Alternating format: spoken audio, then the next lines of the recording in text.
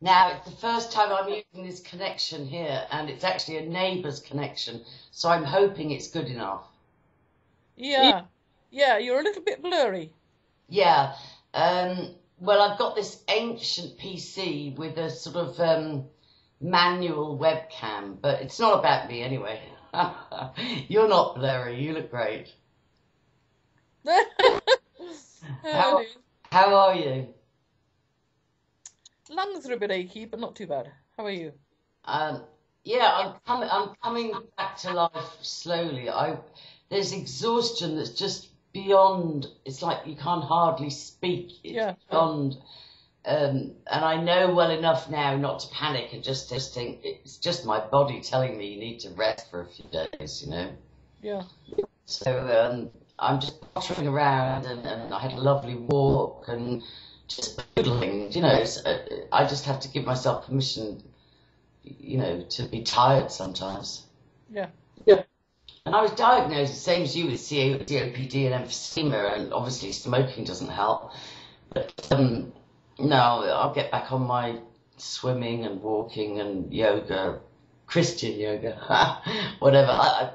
You know, it'll pass. It'll pass. So you're off to Southampton. Have you delayed it till the middle of the week? I don't know what's happening at all because the people I'm supposed to stay with are not responding to my phone calls, so I don't know what's going on. You've got family in Southampton, haven't you? Yeah, both my daughters and both my grandkids. Yeah. Okay. So is it one grandchild with each daughter? No, both of them belong to my older daughter. I've been listening. It's impossible to recap. We started to do two introductions to a connection because we have a lot in common and a lot to talk about. And since then, I've been listening to all your YouTube uploads, which is so great. Now you've got them on a playlist, and it's similar to my life. It's impossible to do a synopsis. I don't even know how to introduce you. You can't put in a box. There's just so much There is stuff. There's just too much stuff to say. This is her story, or that is her story. Yeah. So I can't get it. I still can't get it in any logical sequence. I just can't do it. no, you're doing brilliantly because I listened to all 45 Well, clips. who are you? Since, yeah. No, not for me at all. It's fascinating. It's absolutely fascinating. I made some notes, but it also makes me aware that it's not a sort of simple blah blah blah story. It's so complex. So Yeah. first of all, I just salute you for doing that, and I'd recommend anybody that's watching this to go to Sue FREEWOMAN YouTube channel and just click on the playlist and just start to digest. You know, even 2 or 3 times it's taking me to pick up details and go, wow, wow, wow. And the other thing that's really bizarre is the things we have in common. So, Yeah. so I'm not gonna try and put you in a box. I'm just gonna keep connecting with you until we're all talked out and we've joined dots, and other people hopefully have joined dots too, and see where that goes. So, I'm just trying to think. We got rudely interrupted, didn't we, last time with Skype dropping out and all sorts of technology issues. So I'm just wondering, did we finish the German thing sufficiently last time? What do you think? I'm not sure. I have uploaded photos of my father now, and my grandmother's passport now. I've seen them all. And this is what I'm going to say to people. I can't possibly do justice. You know, but I'm going to do an overview and just explore some things that really fascinate me. And what I do is refer people to your YouTube channel. And I've already said that it's evidence-based. You collected fabulous evidence, and you know, just very patiently for years examined and observed and investigated. So well done for that. To be started when I was a kid. I mean, there were these boxes of photos just lying there, and they fascinated me way back then. I knew there was something not right. Okay, And so when my father died, I said to my brother, I want the letters and photos if you don't. And he didn't, so that worked out. But, yeah, you know, yeah, I've learned an awful lot from them. yeah, and it's worth keeping. Like I've moved 49 times in my life, like proper moved, different house, different address, 49 times, and I promised myself I'm going to stop at 50. So you lose some things along the way, and Yeah. I remember one particular move where it was insane. My father didn't want to pay for a removal van, and we were only moving 7 miles away from Melksham in Wiltshire to Bradford-on-Avon in Wiltshire when he finally came out of the Air Force, and he borrowed a trailer, like a farm trailer, and he got myself and my sister Fiona to sit atop this mountain of stuff that we were moving and hold it, and it seems that along the way, only it was dangerous, it was a horrendous journey. It was a 7-mile country road journey through Wiltshire, trying to hold, it was just pure dangerous. But I think it was on that move that one of Mum's most precious black bags, as it was, with her wedding dress, christening gowns, sort of things. I think that might have been the move that they were lost on. And another loss was my mother had a godmother that was the matron of a workhouse, and she'd given Mum, when she died, all this amazing lace and linen. The poor girls that were in the workhouse used to make vestments and stuff for the priests, and it was a bit like the English version of the Magdalene laundries. Yep. So they used to do this incredible embroidery and linen and lace and stuff. And the godmother, I don't think she ever married. She left it all to my mother, whatever she still had. And my elder sister had it, and then it got put in a storage room when her relationship broke up, and her ex didn't pay the rent on the storage, and the storage man just sold everything. Yeah. I've had that too. Yeah, so have you had much stability in your life? Have you had many house moves? Have you had many addresses? Not really. My mother and I were tucked away in Southampton for a good 30 years. I mean, no, hang on. 58 to... She died in 89. Okay. So yeah, 30 years. And it was mostly just Mum and I. I think I'm upsetting my brother a bit by saying that, because he thinks he left when I was 14. I think he left when I was 10. But I was going to ask you about that. It's nice that you're still in touch with him, because you've just got one brother, haven't you? That Yep. I mean, you've lots of half yes. things that you didn't know about. Yeah. Is it okay to say that your father was a bigamist, and there was lots of intrigue? He was a bigamist. Yeah, the whole kit and caboodle, women here, there, and everywhere. But he did eventually marry my mother in 78. Oh. I pushed him into it. Which was a stupid thing to do, to be honest. But oh well. He had at least 2 women in London as well. At the same time, that is. And these were long term. The reason I use the word bigamy is because he had other families. He had whole families, didn't he? Yeah. He sort of was. He's sort of this Walter Mitty type with. I mean, it's not. I'm not trying to glamorise it at all, but it seems that. When did you find out that he wasn't married to your mother? Suspicious all my childhood. They never had. They never celebrated wedding anniversaries. They didn't have any wedding pictures. When I was 16, I found that she'd changed her name to his by deed poll in 1947. How did you find that out? Yeah. Oh, I was looking for my birth certificate, and I found this deed poll instead. Okay. Yeah, it was a gradual thing. And when did you find out that he had other families? Very recently, comparatively recently, about 2007. Wow. Not entirely, because sorry. When I was 17, my mother got 3 letters from a woman who said I'm his wife.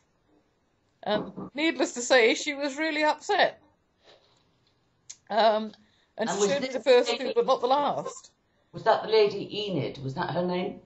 Enid was the mother of my half-sister Karen. The woman I think sent this letter was called Jacqueline. Wow, so he definitely had 3 women. Yeah. That were his wives at different times and not knowing about each other. So Jacqueline, do you know anything about her? Has she got any children? Sorry? There were 2. Yeah, there were 2 daughters from Jacqueline, by Jacqueline.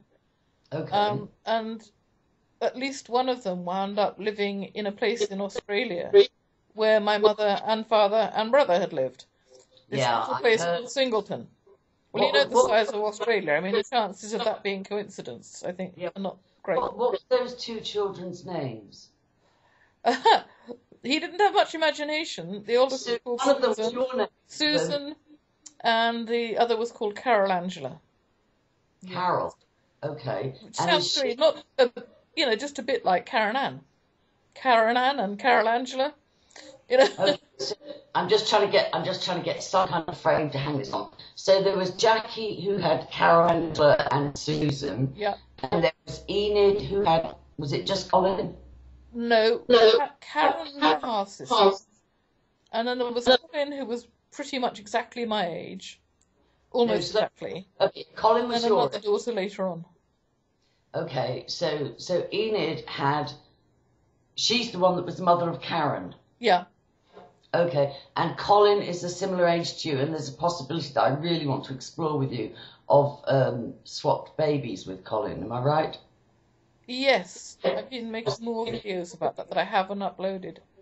Okay. I am very suspicious about that. Yeah. Yeah, that's really something I'd like to explore with you. So who was the mother of Fiona? Oh, a lady called Ellen. And my father took up with Ellen almost immediately after my mother died. Wow. Within a month or 2. Now we've got 4 women that have children to him. Sorry? Now we've got 4 women that have children to him. Well, no. I don't think Fiona was his. Oh. So why do you call Fiona your half-sister? No. I'm sorry to be confusing. I called Karen my half-sister. Karen is the daughter by Enid. Okay. He was married to Enid. But Fiona was Ellen's daughter. Fiona was whose? Fiona was Ellen's daughter. Well, actually, she was her adoptive daughter, to be precise. Okay, and Ellen was the lady Ellen was the lady he took up with after your mother died. That's right. Wow. So I didn't know anything about Ellen or Fiona until 1990. Wow. And just for my just to try and get a picture as well, what age span? So he had you, he had Mike, he had Colin, he had Carol Angela, he had Karen Ann, he had another Susan. Yeah. And then he had adoptive daughter Fiona. That's 7 children. What's the age span from the oldest to the youngest? Oh. Karen was born in 46. And Fiona was born in 66. And Carol Angela was also born in 66. There's a lot of that happened none as well. Younger than that I know of. So that's 2 births that were almost the same time. That's Colin and yourself. And then which were the other 2 that were both born in 66? Carol Angela by Jacqueline and Fiona. But Fiona was Ellen's adoptive daughter. She adopted Fiona from her half-sister. Really complicated. Okay, so there's 6 children that are his by blood, 1 that he's a stepfather to by adoption, and that's what you know. There could be more. Oh, easily. Yeah. Okay, and I've downloaded some. There's some software. There's one called Brain Mapping, and the other one's called Mind Map or something. And it's very helpful when there's such a complicated, tangled web. It's very helpful to use this software to put the names in and the ages and the births and so on. It's free software, and it's really helpful to join dots when you're doing research in something that's very tangled. You know, oh, what a tangled web we weave when first we practice to deceive. Yeah. So quite, and then there's also he used an alias, and there's also the possibility of two men being the same man. It's if he was in MI6 or something, and yet he wasn't, to your knowledge. All you know is that as a child, know. There might be a connection there. He could have been spying for the Germans. Yes, very easily. Yeah, because, very easily. Yeah, we covered that thing about him being brainwashed. And he was connected to a murder, where the victim was thought to be connected to MI6. Yeah. It's really complicated, but there is a connection there as well. Well, I don't know if he's dead. I don't know if you'll ever find out, because the nature of that work is that it's supposed to be secret. Yeah. It just seems off the charts in terms of bizarre, and so I'm glad that you and Mike are close. Are you close with any of the other half siblings? No. I tried to send Facebook friend requests and message them and what have you, and got no response. Okay. So I had a revelation listening to you this afternoon for myself, and I'd heard you say it before, but it was when you said that you got incredible freedom when you first started to speak. What year is it when you first started saying, "I'm not keeping these secrets anymore. I've got to write it or say it or tell somebody"? Or I actually started talking in 2002. It was purely accidental, and in 2007 or 6 or 7, I really went for it, and I really started writing and going into all of it. And how do you say you accidentally started disclosing it 2002? Well, I have said it on video. There is a little problem here. That's the problem I wanted to address. So let me just say what I was going to address, actually, because I have the same problem. I come from, there were 5 girls, and that I know of, and my dad was one of 16 and survived. My mum was one of 5. So there are cousins all over the place. There are siblings. There are nieces and nephews. There are grandchildren I've got too. And the thing that made me sad was you said you got incredible freedom from when you first started to unburden, and now you feel a bit shut down again. You feel a bit restricted, a bit sort of walking on eggshells, because a family member has said, "Don't mention me, I don't want to talk about it, don't bring me into it." And when I heard you say that the second time today, a light bulb went off with me, because I'm in the same situation. It's like, you can't say my name and you can't tell my bit of it and so on. And I realised that that's actually I can, and I don't just want to be bad and be a troublemaker, but as abuse survivors, that's how we were kept quiet. You'll upset so-and-so. Every other family member. Making trouble. And I remember the German paedophile, Herbert Faber, and his wife, my godmother, Lieselotte, who's still alive, she was always sickly, unhealthy. She fell off a roof in the snow and got crippled. Well, that's the story from childhood. And so it was always like, "Oh, don't upset Auntie Lieselotte. Oh, you must upset, you can't, So I had this burden of, I mustn't make trouble and I mustn't upset people. And just listening to you say that this afternoon, I'm restricted again, I'm not allowed to say more than so-and-so, it reminded me, somebody was discussing about brutality in children's home, and they said, "But I'm not grass, so I didn't tell." And so that was like, but, the best thing, it's brainwashing. It's the same with, there were lots of things went on with the IRA. And because they were freedom fighters, and because being a grass was the worst thing ever, lots of rapes and abuse and scandals were swept under the carpet because who wants to be a snitch? It's the same in prison. And I realised that that's probably a mind control thing where we've been brainwashed into thinking it's honourable to keep dark secrets. And the truth is, I've spent so much of my life not wanting to make trouble and knowing things weren't right, but not wanting to upset this one, that one, the other one, that I'm done with that. You know, if family members want to say, well, you've got some details wrong, or, you know, I'm embarrassed about that. I had a cousin that's a professor with Open University. And when I first made a DVD in 2008 and included things about our grandfather, he blocked me on Facebook. He said, I only want to share photos of our children and how things are. You're going to embarrass me with my work. I'm a professor, for God's sake. You know, how can you do that? And I'm sorry. Yeah. I'm sorry that he's your grandfather too. That was my reality. That happened to me. I know for a fact it happened to more than me. Yeah. So, you know, if you don't like it that I'm speaking up, scroll on. Don't watch. Do you know what I mean? Tell people what you like. Disinherit me. You already do anyway. But I'm not shutting up. Yeah. Yeah. You know, so, you know. I saw my father do on one occasion to a child. Yeah. Anyway, I can't say to you to get brave and speak your truth no matter what. But that's what I got from listening to your videos this afternoon. I got set free. I thought, you know what? I'm speaking.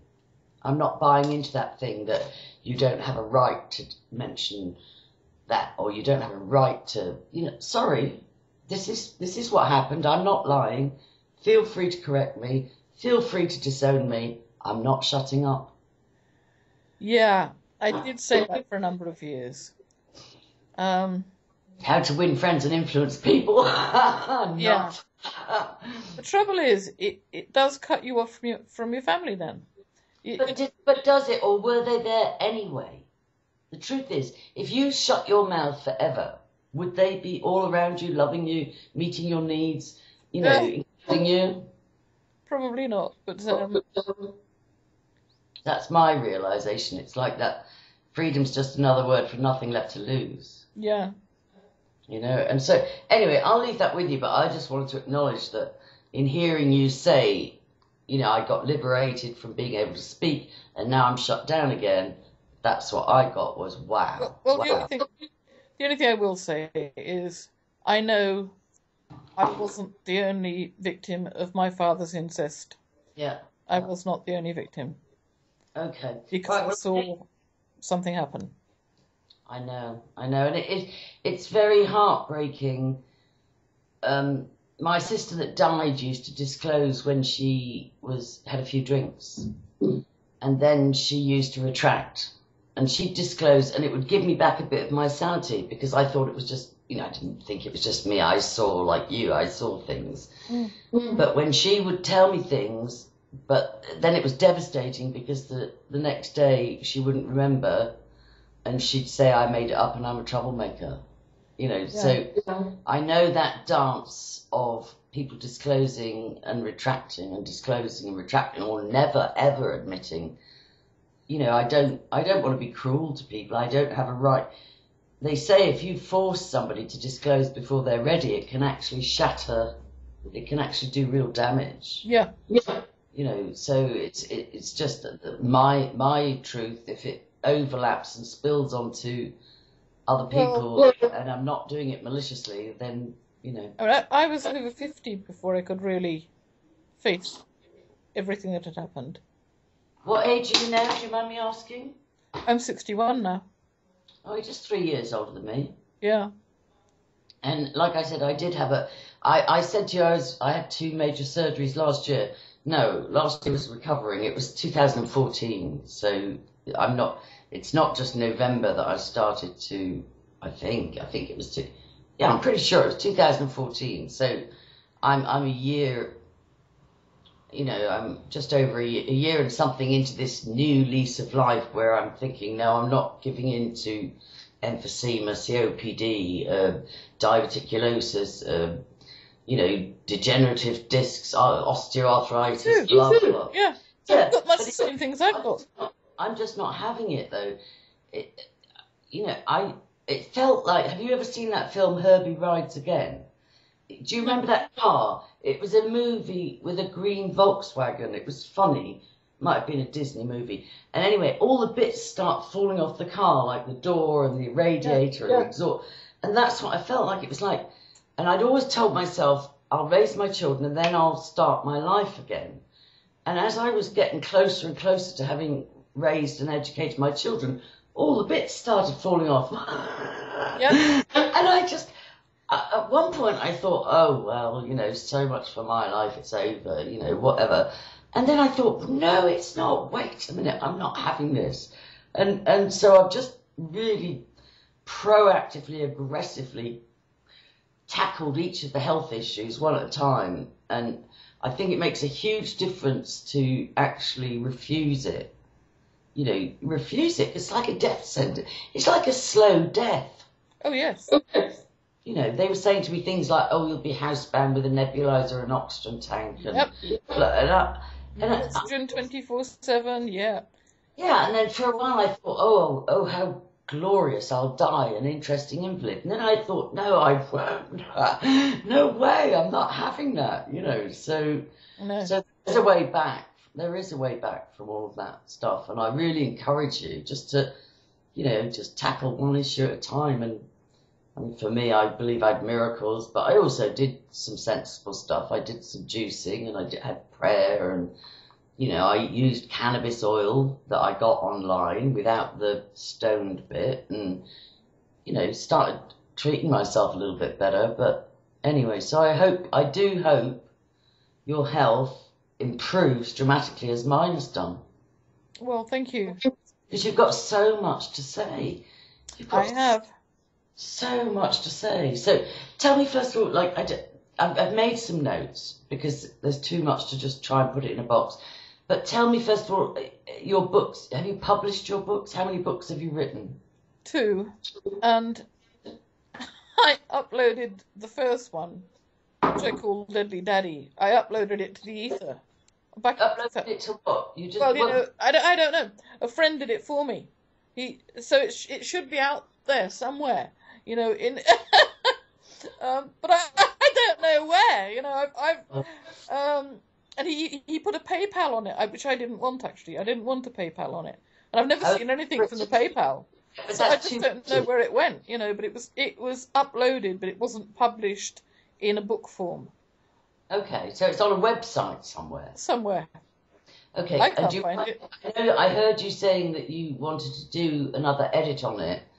But do you want to say the title now, or do you want to just leave it until you've done your edit? I'd like to read it. But you don't have to publicise it now, because I heard. I answer anything about it. I hope. Just tell me the name of it, and I'll Google it. Deadly Daddy. Deadly Daddy. Yeah. Okay, and when did you publish that? It went up in either 2009 or 2010. One or other. So you're really recently awake. This is quite stunning. And then what's the second book? I called it The Robin Code. And there was a reason for that. But I noticed when I start talking about robins, people don't actually watch those videos. So either they're boring, are you talking about it, or they don't understand it, or I'm doing something wrong. Are you talking, it doesn't matter whether people watch. When I had my second surgery, one of the revelations I got was I don't write for approval or applause. I write because I have to, or I upload videos. That is true. And so don't get hooked on whether people watch or not, or whether it's interesting to people or not. Just keep being true to yourself, and it will, authenticity, it resonates with people when you're authentic. It's not about who watches. But you were talking about Robin's the bird, or Robin, people named Robin. I know the thing about... Named Robin. Okay, got it.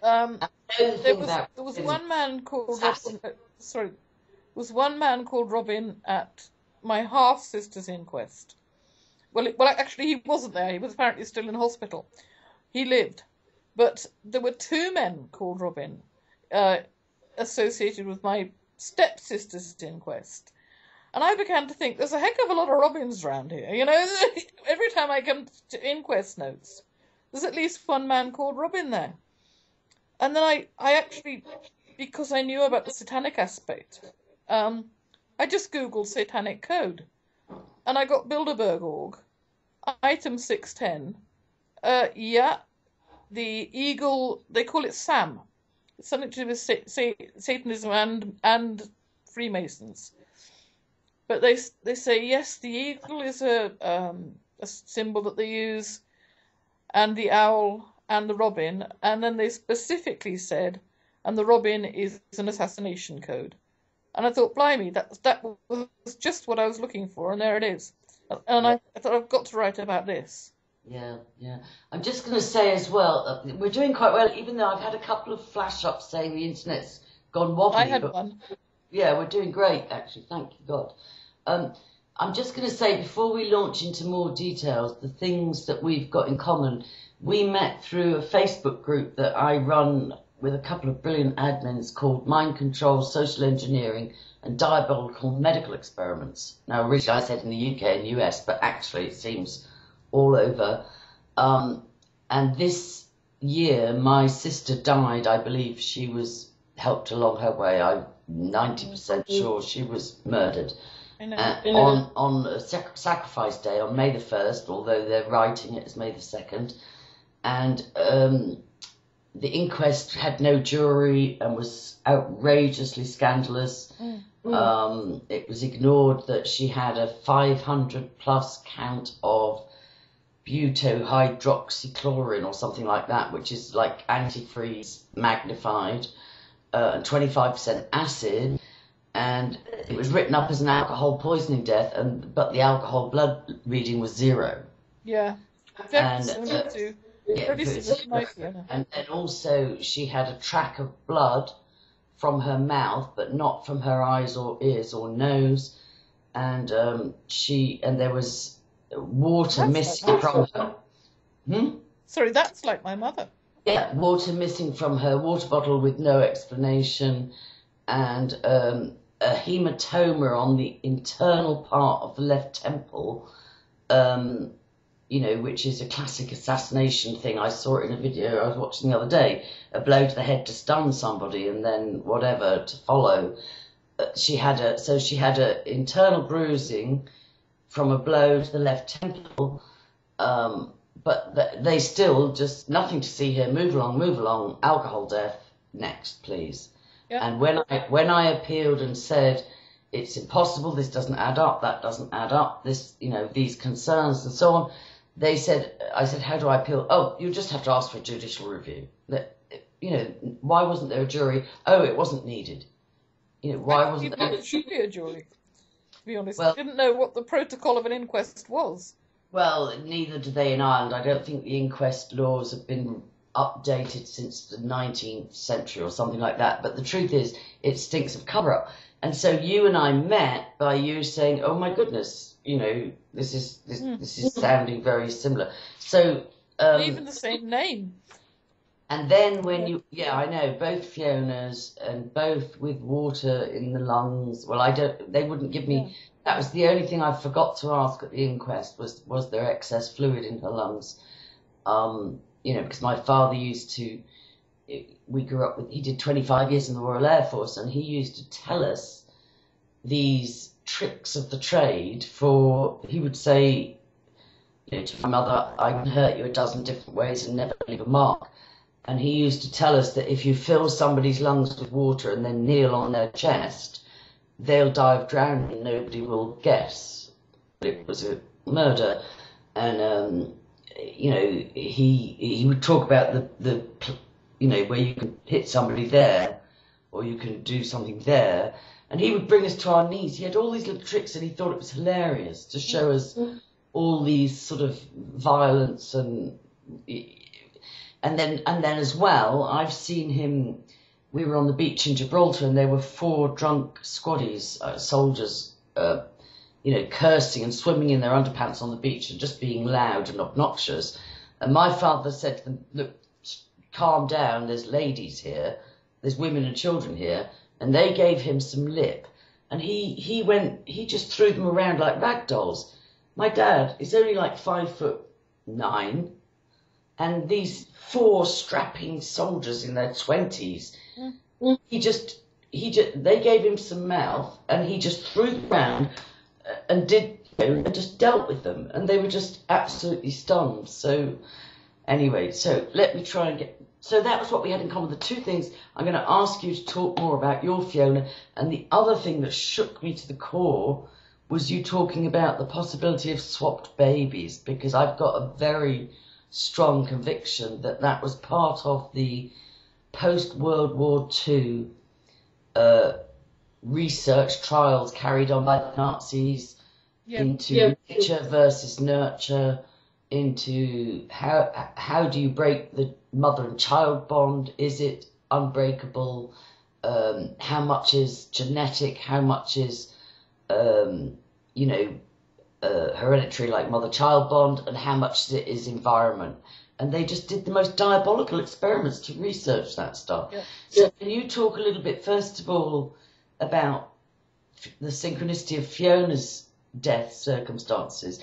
In fact, it's pretty major that you said your father more or less confessed to you. Well, he didn't confess. He did. Tell me more about that. He phoned me at roughly 7 a.m. and it wasn't later than 10 past 7. Yeah. On the morning of the night that Fiona died sometime in the night, he phoned me at roughly 7 a.m. And he said, was he with her? Oh, was he still living with that wife? No, he wasn't living with Ellen. He wasn't living with Fiona's mother. And Fiona was 27. So why were they together? Why were they together? Well, this is the thing. That there's no reason whatsoever why my father should have been with Fiona that night. No reason at all. And in fact, she wasn't even in her own home. There's no reason why he should have been there. No reason at all. Where were they? So, well, she died in a flat in the red light area of Southampton, which looks bad. And in fact, there was a lot of victim blaming at that inquest. Turned out to be all nothing. She didn't have alcohol in her system. She didn't have drugs in her system. But there was an awful lot of that kind of victim blaming going on, as if to say she sort of brought this on herself. But anyway, so he phoned and he said she's dead. And my first question to him was, how do you know? Well, apart from saying she's 27, how can she be dead? How do you know? And he said that her mother had rung him. This is Ellen. He said she'd rung him to tell him. He even told me what she'd said. She was supposed to have said, "Oh, Dick, something terrible has happened." Those were his words. But when he rang you, he was with her when she died, wasn't he? Well, I'm assuming he must have been, but because where it goes on is the timeline. I went to Ellen's that evening, and I said, "I'm really sorry to hear about Fiona." And the first thing she said was, "How do you know?" And I said, "Well, Dad rang me this morning." And she said, "No, he couldn't have, because the police didn't ring me until this afternoon. It was about 3 o'clock this afternoon. The police rang her." So at that point, the phone call was almost a confession. Yeah. That immediately there's something really wrong, because my father lied about who told him Fiona was dead. He lied about how he knew. And when I went to the inquest, she wasn't even pronounced dead until 9:15, and he rang me about 2 hours before that. He rang you. He didn't ring an ambulance. He didn't ring the police. He only rang me. And 2 hours before anyone else, except possibly the boyfriend who was there, knew that she was dead. And the boyfriend didn't ring for help either. And the boyfriend got murdered himself 2 years later. Oh, that's interesting. Yeah. That's very interesting. Yeah. So, right, I'm just digesting this, because even with listening to 45 of your video clips, this is shocking to me. So Fiona was 27. She was in a flat in the red light district with her boyfriend, And for some bizarre reason, your father was there, and he... Well, the number he rang... Sorry, the landline that he rang from was not his number. So when I got the phone call, I thought, who's this? I didn't recognise the number. So you're presuming he rang you on her landline? Well, a landline that wasn't his. Can you trace that? It's worth looking into that. I'm sorry? Can you look into where that number was? Well, not really, because it was 1994. You know, and I can't remember what the number was, but I do know it wasn't his. Because I didn't know who was calling me. Okay. So his number, I thought, oh, it's Dad ringing, you know. And what did the inquest say? What did they estimate her time of death? Sorry? What time of death did the inquest estimate? 9:15 a.m. she was pronounced dead. And he rang me at 7. Or not much later than 7. Usually they can estimate, they don't like to, but they can estimate how many hours they've been dead by the level of rigor mortis. Yeah. So they didn't bother with any of that. She was pronounced dead at 9:15, but the boyfriend also didn't ring for help. Pardon me. And from the notes that I took at the inquest, he realised that she was dead about 6 a.m. It was like a timeline of, she was breathing deeply, this, that, and the other, and then he realised she wasn't breathing at all. But that was about 3 hours before she was pronounced dead as well. So he kept quiet for several hours. Right. And was he murdered? He was murdered 2 years later, and there was no doubt about that. He was stabbed in the thigh, and he bled to death. And the man who murdered him was a man called Samuel McKinley, who was a member of the UDA, the Ulster Defence Association. Yeah. And apparently that's the method they always choose to murder people, except if it's, well, you know a bit about Ireland. Apparently if it's in Ireland, they shoot you in the thigh. But I guess there weren't any guns in Southampton in 1996. He stabbed him in the thigh. I mean, there was no doubt that I could see that he planned to do it.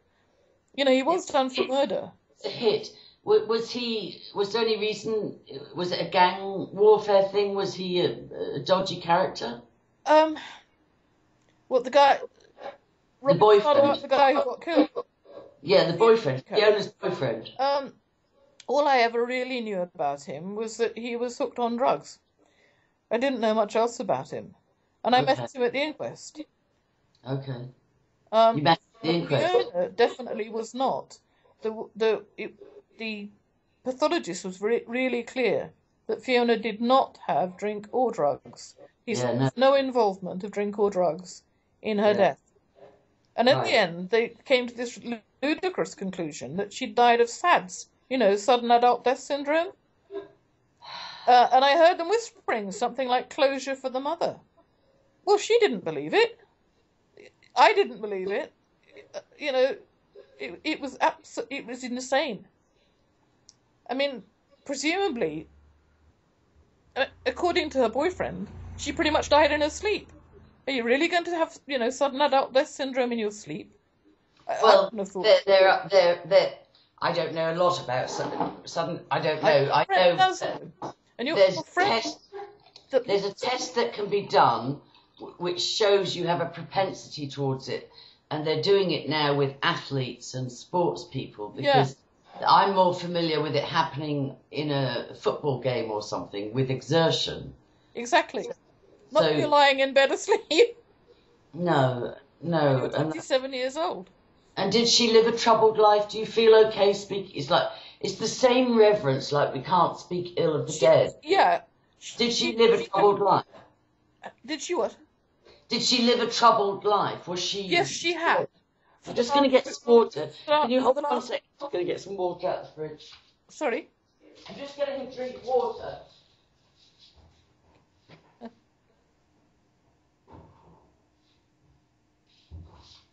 Sorry about that. Don't worry. No, so she grew up with your dad and... No, she didn't. my understanding was that she didn't even meet my father until 1990, and she died in 94. That was my understanding, that she didn't even know him until he took up with her mother. That was how I understood it at the time. How old was she when he took up with her mother? 23. Oh. No, 24. Okay. I guess. 23 coming up 24. So did her mother raise her as a single parent? No. Ellen had a husband who died in 1988. Fiona was, and in fact, that was the year that Fiona's first child was born, her son. And somewhere around then, apparently, Fiona started to, she'd been a mental health nurse. She did get into drugs, that's true, but she was off the drugs. She'd been off them for a while. It's also true that her kids were in care, but she'd come off the drugs to get her kids back. Okay. So she had 2 children, did she? Yeah, 2. And they're still alive, and obviously you're trying to be respectful. They are. I'm trying to be a little bit careful because I've been in touch with them recently. Okay. Well, I don't want to, I don't want to cause upset to anybody. No. But okay, so let's have a look. All right, so your dad didn't have much to do with her till she was an adult. Not that I know of. That doesn't mean he didn't have anything to do with her. It only means that I didn't know about it. Yeah, because you trust nothing, because everything could be different from how it was portrayed to you with your father. Okay, all right, well then, I'm amazed. So her inquest was written up ridiculously. Did you ever ask your father, where did you ring me from? How did you know? Who told you? No. It's really hard to explain the fear that I had of him. No, I understand, actually. No, I didn't ask him. But no, Ellen definitely did ask him. Ellen did not know enough to be afraid of him, and she did ask him. Right. And I imagine what he said is, oh, Sue's mad, she's made it up. That's what I imagine. Because over the years after that, Ellen would occasionally, obviously, bring the topic up. When I would go to see her. She'd ask me about my dad and how he got on, and I think at one point she even thought it might have been me who killed Fiona. Because after all, I walked into her front door and I knew Fiona was dead. It's not unusual to be framed by somebody that's as nefarious as your father was. It's not unusual for them to look for a scapegoat. So that doesn't surprise me either.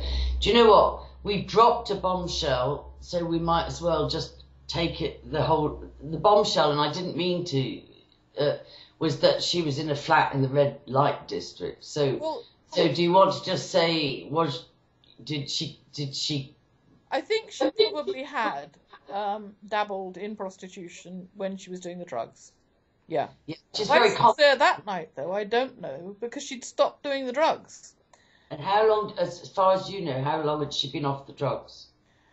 Well, it was only 7 weeks, but 7 weeks is pretty good when it's heroin you're talking about. I would have thought. Okay. So she was clean, as far as you know, she was 7 weeks off heroin. She had dabbled in prostitution. She was still in an apartment in that area. She was with a druggy boyfriend. She wasn't. So she had her own home. Did she ever get her children back, or did they grow up in care? Well, no, because of course she got killed, and they got adopted out. But that's why she came off the drugs, to get her kids back. Wow, and it's almost as if, her best efforts to straighten up and get her children back. I suppose the danger is she could have too much to tell. Because there's a vested interest. I think that's why she was killed. There's a vested interest. She knew too much. And I also think that they didn't want her to have her children back. I don't think they wanted her to be straightened up and get her children back. No, there's definitely a vested interest in keeping people disabled, with addictions or with depression or with feeling like they're insane because nobody believes them. But I just to interject there because it flashed into my mind, my sister, it's very common in your 50s, anywhere from 30 on, to actually start deprogramming, to actually start having memories surface that they had hoped would never surface, or if they did, we would never have the courage to tell. But both, my sister Fiona was only 11 months older than me. We were born in the same hospital, military hospital in Germany, both born at 3:30 in the morning, supposedly in the same cot on the same ward, blah, blah, blah. But she moved home to care for my father, and we started to jog memories for each other accidentally.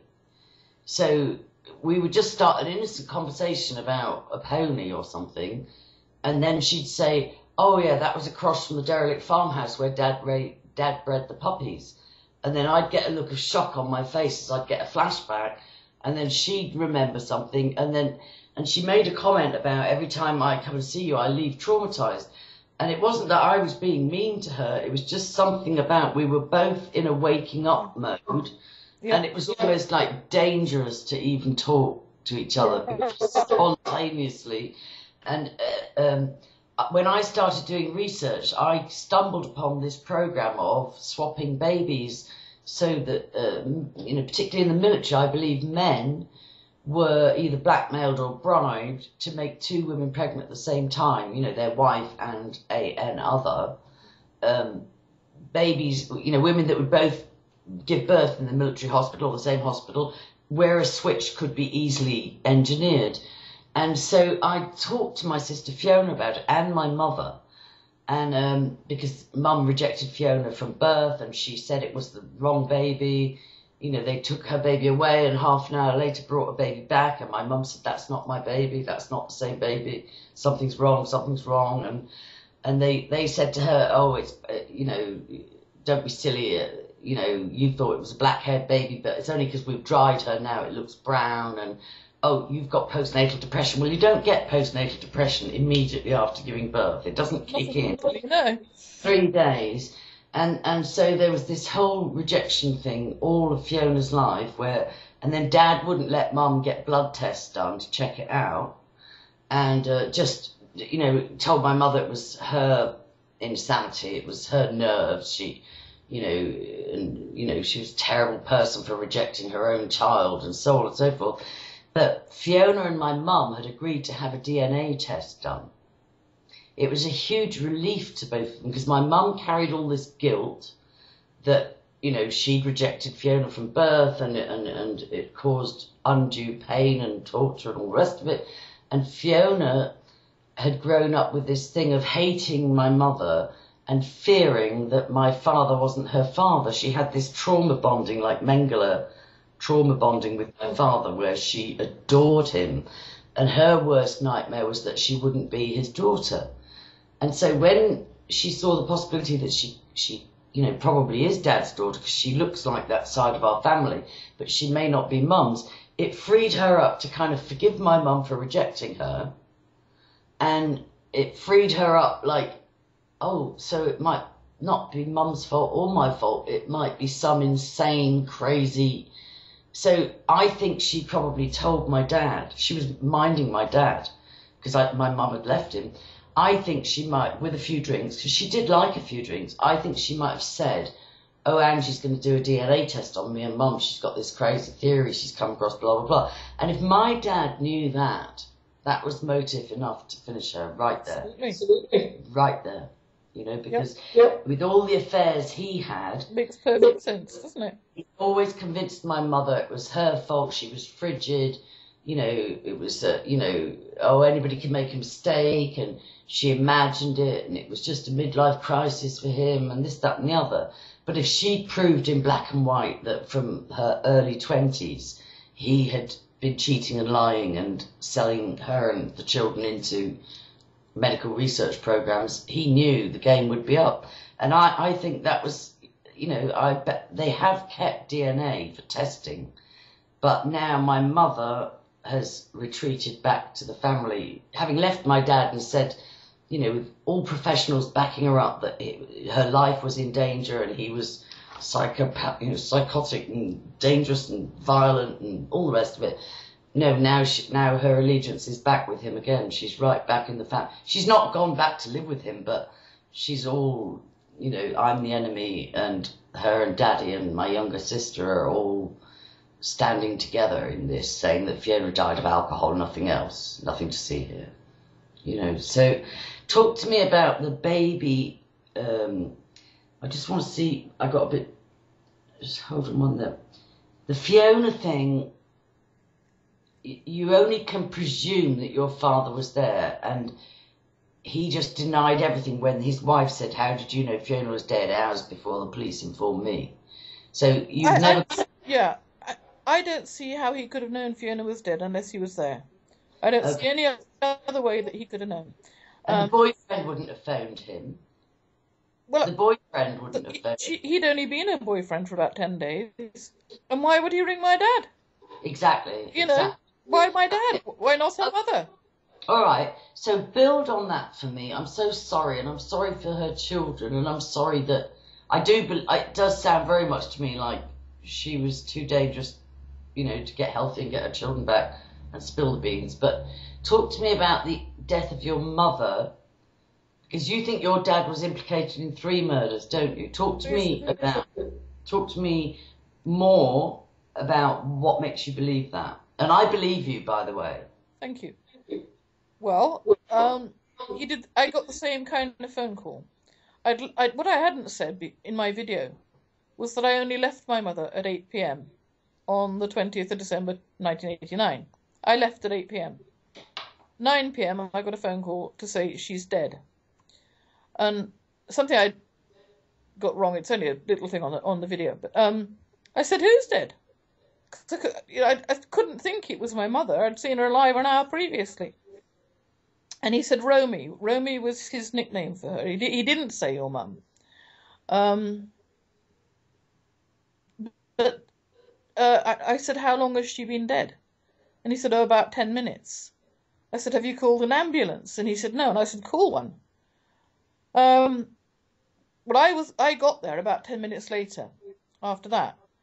So if he'd been telling the truth, by then she'd have been dead about 20 minutes. So she still would have been warm.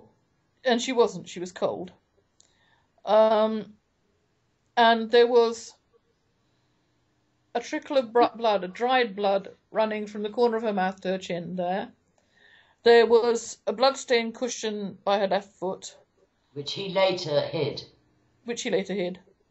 And I remember pointing to the cushion and saying, what's that? And I had to go behind a kind of screen. The sitting room was screened off from the phone. To phone an ambulance, and he hid the cushion while you were phoning the ambulance. That's right. When I got back, the cushion had gone. And when you said to him, what's that? What did he say? He said, it must have fallen during this struggle. Sort of, what struggle? What struggle? But that is what he said. And what I also missed from my video was that he told me it had taken her 5 minutes to die. He said it took her 5 minutes to die. Yeah. And he illustrated it. He said she was clawing at the air, and he illustrated it with his hands. And I thought, no, she wasn't clawing at the air. She was clawing at that blasted cushion.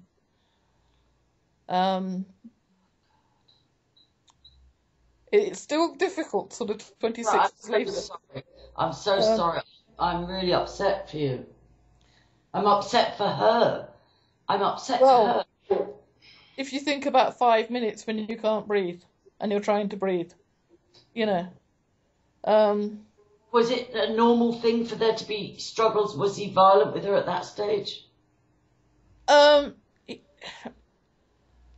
She'd been in and out of intensive care at that time for 9 years, since, oddly enough, the year he retired. She'd been in and out of either intensive care or hospital. For what?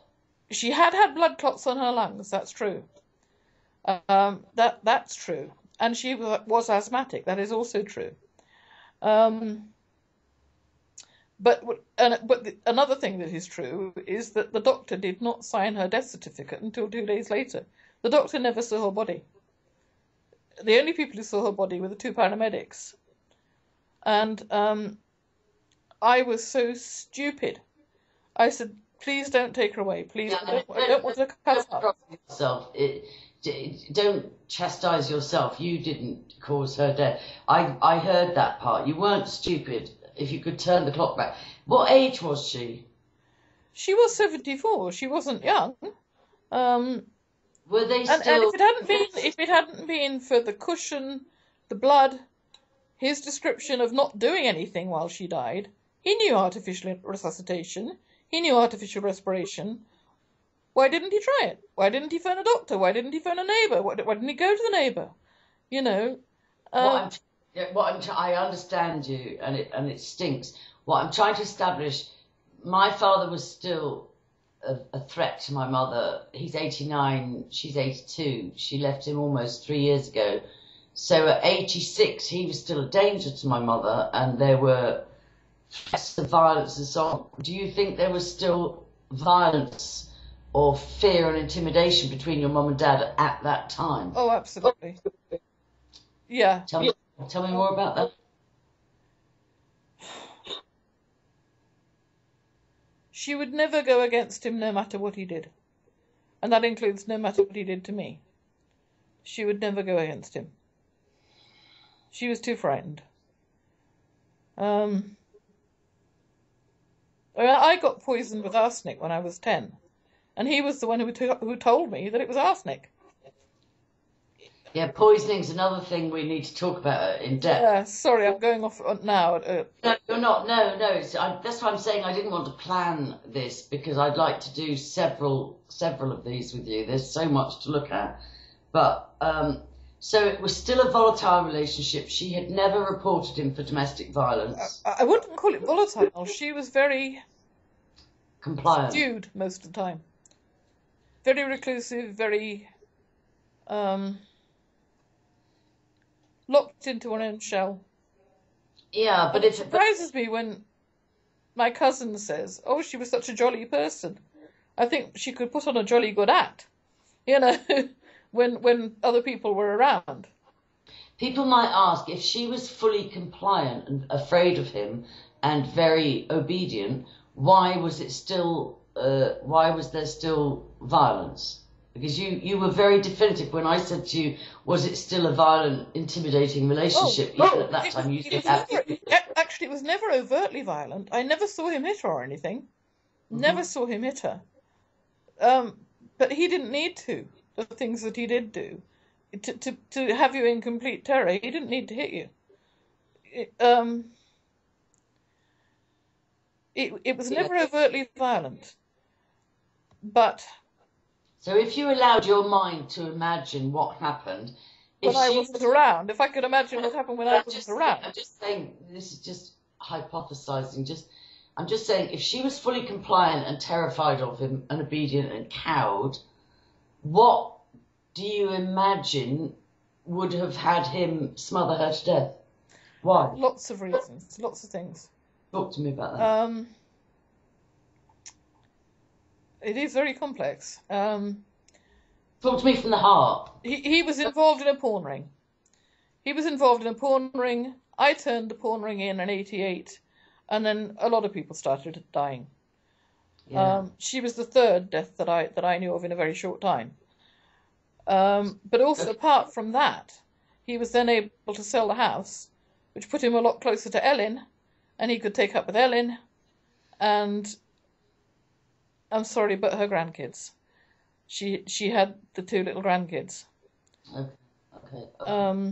I think that was... I want to rewind again. When you say porn ring, tell me, I probably know what you mean, but tell me exactly what you mean. What do you mean? What do you mean? Describe for me the porn ring. Was it a satanic coven? Was it a child? I honestly don't know whether... I would imagine it was satanic, yes. There was a man in my life called Ken. He told me about this porn ring, What do you? And then he told me that. What do you mean by a porn ring? What did he mean? I want you to say about that. I assumed that it was kind of adults having nookie on film. Okay. That's what I assumed. All right. Which was really, really naive of me. Okay. And then this man, Ken, told me that he'd been asked to transfer child pornography from cinefilm to video. Okay. And when he told me that, I went to the police. You went to the flat. I thought you went to his flat first and looked at it. No. It was after he told me that. After he told me. I don't even know why he left me alone in his flat after telling me, but he did, not the same day. And while I was alone in it, of course, I had a good look round, and I found the videos, and I found the photos. And then you went to the police. Then I went to the police. Well done for that. Well done for that. Well. And it was child pornography. Oh, yeah. Yeah, I saw child porn there. Yeah. Was it most... I don't mean to press you on this. When you say porn ring, it's like, what does that mean? You know. Well, yeah. I mean, to be honest, if it had been consenting adults doing whatever they wanted to do on film, I wouldn't have been too bothered. But I had actually said to Ken, don't involve me, don't involve my kids. I don't, and that was all I said to him, really. There was another man that I told him to be very, very careful of. Very careful. And how do you know your father was involved with that? How do you know your father was involved with that? Because he wrote notes on note paper headed by the magazine that was a cover for this porn ring. It was a kind of Lonely Hearts thing. Do you want to say the name of it, or will that put you in danger? Sorry? Do you want to say the name of the magazine, or will that put you in danger? I actually cannot remember. I'd have to go into a drawer and get the note paper out that my father wrote on. I can see the symbol on it, kind of. Okay, well, look, you can research that. But yeah. Did you? I'll get that out later. I'll make sure I put that up. When he was abusing you as a child, and you know for a fact that he abused others, was there any filming going on there, or was there any drugging? Are there parts you don't remember? There are parts I don't remember, and he did have a shed at the bottom of the garden where he used to develop black and white film. And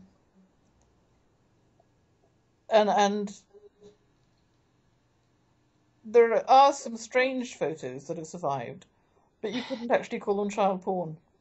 They're just strange. Okay.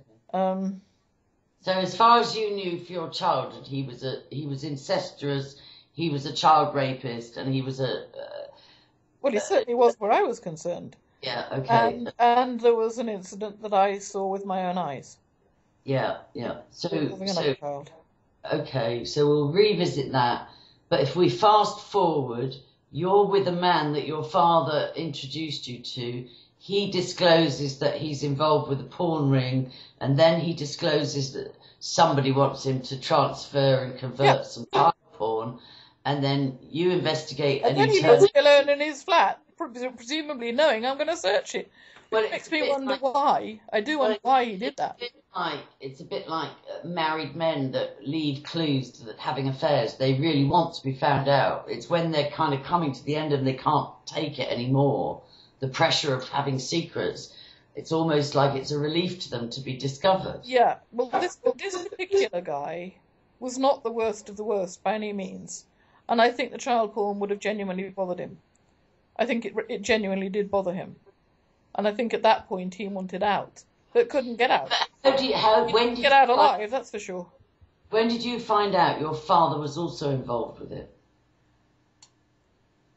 Well, I always knew that, he was friends with this guy, Ken. Ken used to go to my parents' house. Did you know your dad was involved in the pornography ring? When did it consciously click? Yeah. About 2007. Wow. When I saw the note paper and thought, hang on, he knew this guy, he was friends with Ken. But I will say it, I've already said it on video. Ken and my ex-husband and this guy, Greg Byworth, were running this Lonely Hearts mag. But they were also, that was the cover for the porn. I wish I could remember what the Lonely Hearts. I'll have to go to a drawer and get it out. I've got to draw another parallel.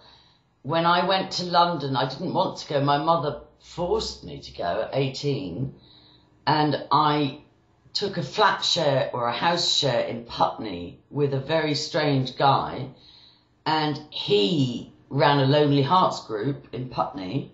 Yeah. And he also sold pornography. Yep. And just strange. I really would like to.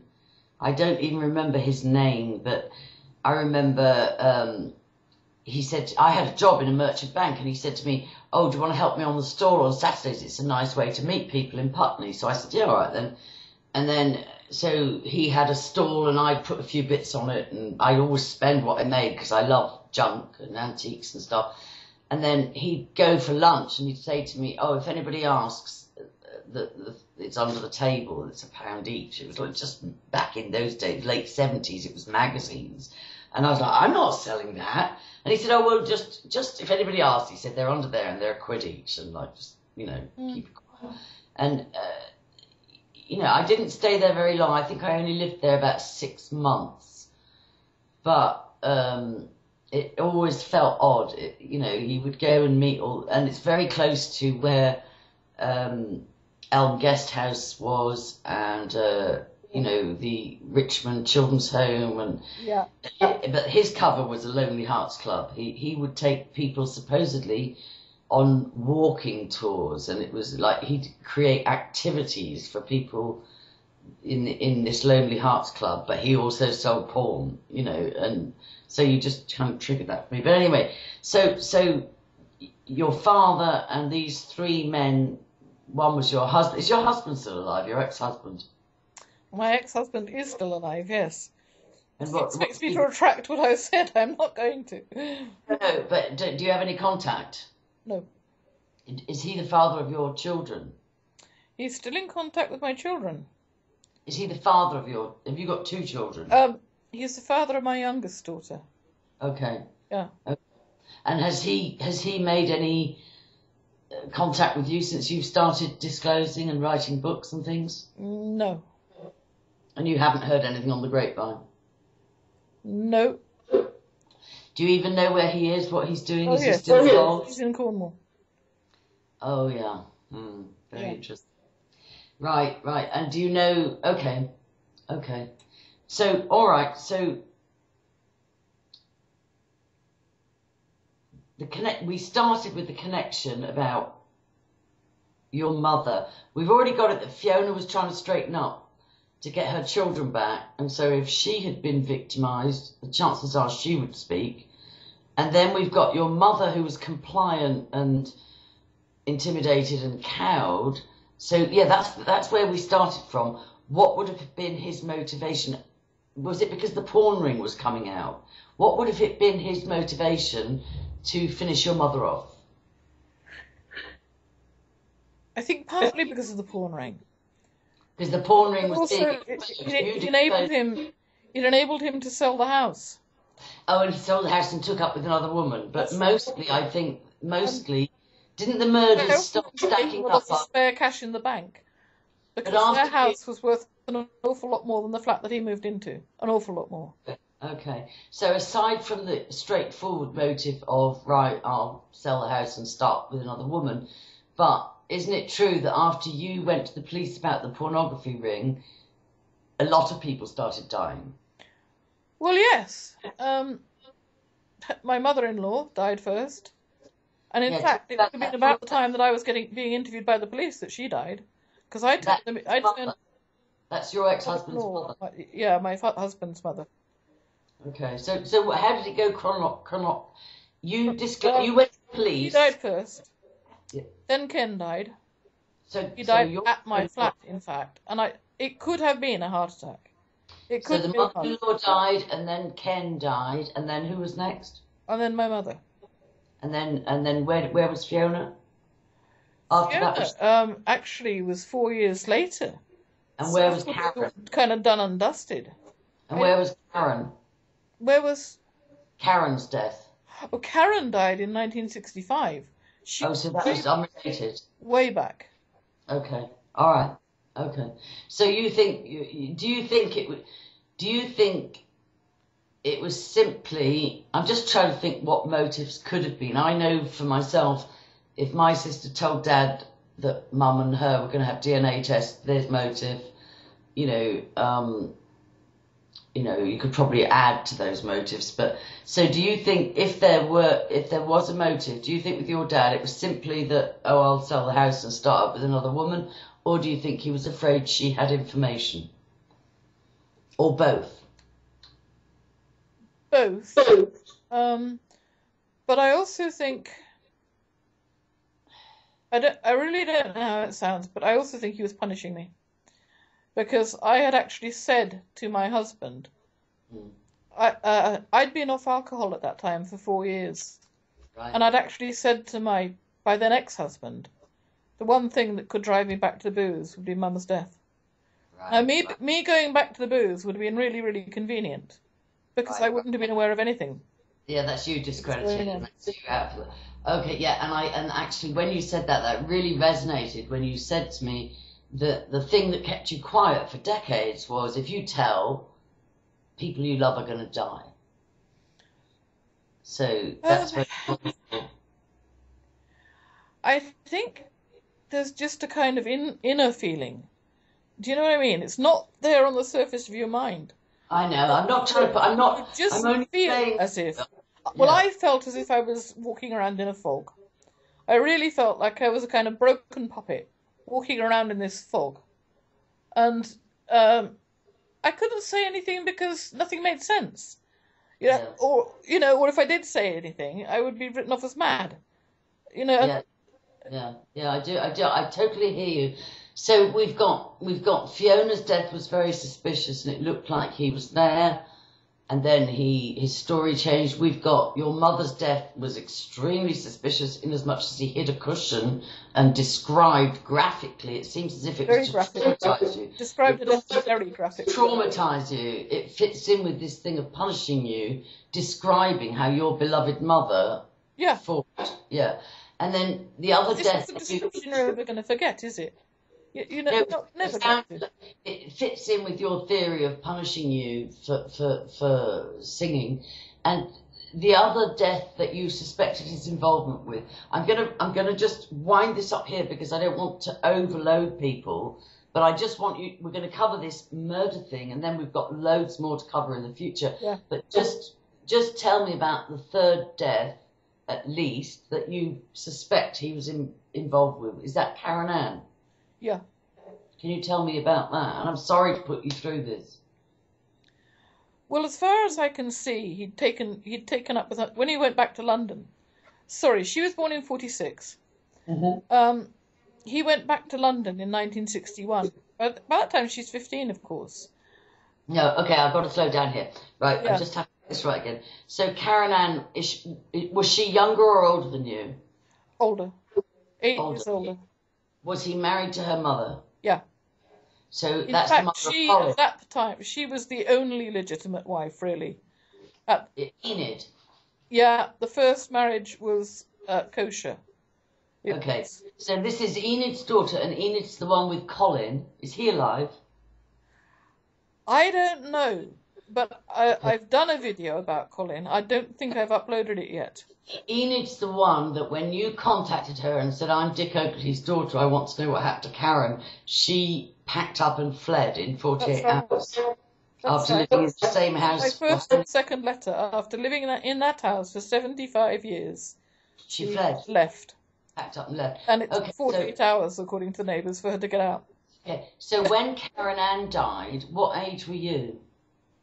I was only 11. But I always had this feeling that Karen Ann was the key to everything. And when I did find her death record and then the inquest notes, then I compared them with Fiona's inquest notes. It did all soon start clicking even more. It seems as if possibly it's a serial killer that got away with it. Absolutely. Oh, God, yeah. So tell me about Karen. They even said at the inquest, Karen's inquest, they said that part of the brake cable on her bike was missing. And then they wrote it off as an accident. You know. And wasn't that the same death? Wasn't there another death almost identical to that with a brake cable missing? Well, I don't know if the brake cable was missing, but there was an identical death. And all right. Well, tell me, just to bring this part of it, I'm so honoured that you're doing this with me, and I salute you for everything you've survived, and the ill health, and you, and the fact that you're still getting it out there, speaking out the truth, and I just thank you for that. So can you just tell me about Karen Ann's death and what makes you think that she was another victim of your father? Lots of things. Okay. The death itself, she was riding pillion on a motorbike. And the way it was supposed to have happened was that the motorbike collided violently with a van that was parked at the curb. This was on a dry July night. They made a point of saying that the road was dry and it was well lit. And somehow, the coroner said, yet somehow, the bike collided violently with this van parked at the curb. And there was this sort of casual mention that part of the brake cable, the front brake cable, was missing, as if that didn't count for anything. It was just sort of mentioned and waved away again. I'm pretty sure her death went down as accidental. I mean, her inquest notes are sat there on the table as well. I think there are a lot of things there. She was 19. What age was she? And who was 19 then. And is it a bicycle or a motorbike? She what? Was it a bicycle or a motorbike? She was riding pillion on a motorbike. Motorbike. And what did the guy have to say? Did he survive? The guy survived, but he didn't attend the inquest. And the inquest was in 2 parts. He was apparently still too... I gathered he was still in hospital. I'll have to have another look at those inquest notes as well. He didn't attend the inquest because he was still not recovered from the crash, which by then was 2 months previously. By the second part of the inquest, anyway. And then I went looking for the names of everyone named at this inquest. I went looking for them, even electoral rolls. And he kind of vanished off the map 3 years later. It is very complicated. It really is. No, it's not that. It's just I don't even know how to say this. So you and I have in common that we both had somebody named Fiona die with an inquest cover-up, with fluid in the lungs, with blood from the mouth, with very suspicious circumstances. We both have pretty convincing evidence about a baby swapping research thing. And as you're talking, I'm remembering a crash where I was pillion with somebody my father wanted me to marry. He was called Dave Richardson. He joined the army. And even though I wasn't allowed out and I wasn't allowed to date, I was kind of pushed towards him from the age of 12 or something. And we had a crash where the brakes failed. Really? And it delayed him going into the army by 3 months. Because he'd signed up for the army, he was taken into a military hospital and had to have his wrist reconstructed. And then went into the army. But it was the same thing. The brakes failed. And it's just bizarre. Anyway, so she was on a motor. Testified, the van driver. He was the only one who testified, at least according to the paper, because that was where I found the inquest notes. The original inquest notes were destroyed, I was told. So the only account I could find of the inquest was in the paper, the local paper, on microfilm. Okay. But the only man who... No, two men testified at that inquest. One was Karen's stepfather, and the other was the driver of the van. So, I'm sorry, but there's only his word for it that he was actually parked at the curb. He could have been in the middle of the road, for all I know, and slammed his brakes on. Why were the inquest notes destroyed, just because they were out of date? The Met told me that they had destroyed 90% of all their inquest notes since 1969, which was 4 years after that crash. And, of course, Karen's were in that 90%. But your friend was telling me that they should have been kept somewhere else, archived for about 15 years. Well, but even then I would have been too late, much too late. Why 15? Like what? And certainly in this day and age of computers, everything, Ancestry.com, why would people destroy? I suppose they can make a case for shredding all records when there were no computers, but I don't know.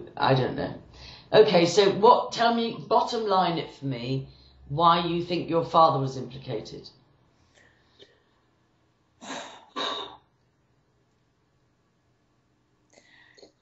There are quite a lot of reasons why I think he was implicated. And unfortunately, it touches on Satanism. Okay, well, talk to me about that. Okay. I remember you saying the video about the upside down cross. Was that after your mother?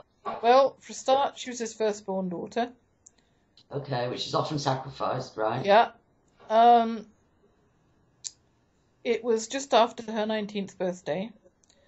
And he did have this thing. He did have this thing about birthdays, because on 2 of my birthdays, he tried to kill me. 2 different birthdays, he tried to kill me. It was, with him, it was birthdays, it was Christmas, and there was something going on with Easter as well.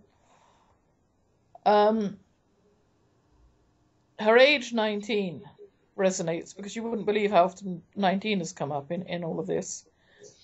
You must get that software. You must get the mind mapping or the brain mapping software. Yeah. Because you can then logically draw all these connections.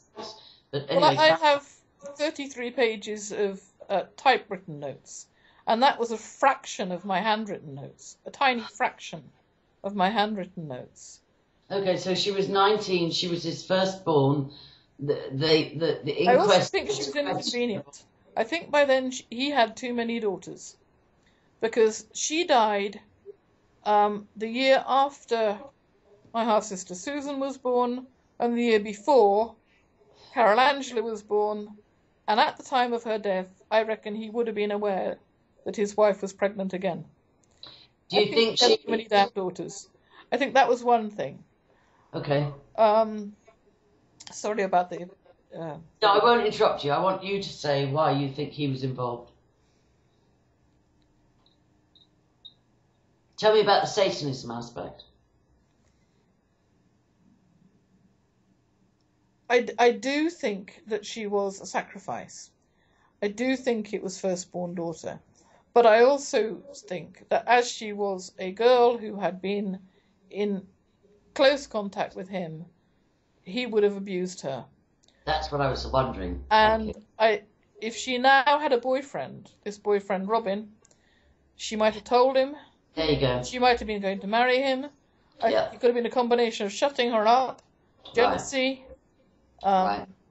What age? She was 19. She was 19.